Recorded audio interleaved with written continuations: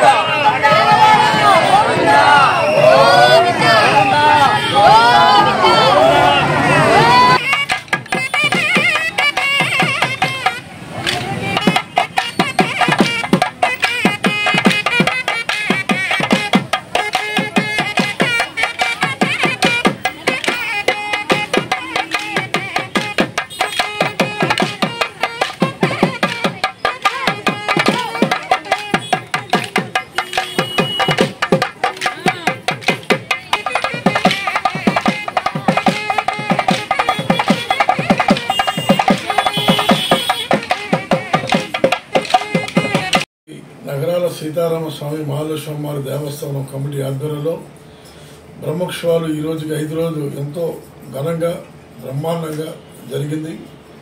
అందరూ భక్తులు అందరూ కూడా ఎంతో సహకరించి మరి నిన్న దంపతులచే మరి బ్రహ్మాండమైన కళ్యాణం జరిగింది. ఆ స్వామివారి ఆశీస్సులతో అంత భారీ వర్షం వచ్చినా కూడా ఆ స్వామి యొక్క ఆశీస్సులతో మళ్ళీ చక్కగా తగ్గి మరి అందరూ కూడా కళ్యాణం చేర్చుకున్నారు స్వామివారు వారి యొక్క మహిమను.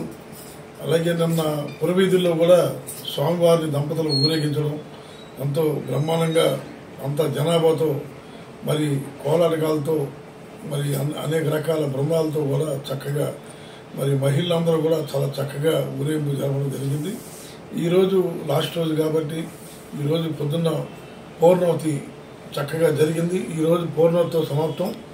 ఈరోజు అలాగే పౌలింపు సేవ అనేది చాలా ముఖ్య ఘటన. లాస్ట్ రోజు ఈ పౌలింపు సేవలో ఆ స్వామివారికి చాలా ఇష్టమైన రోజు పౌలింపు సేవ. ఈ పౌలింపు సేవ ఈరోజు రాత్రికి 9 గంటలకు స్టార్ట్ అయ్యి 12-1 గంటల దాకా జరుగుతుంది.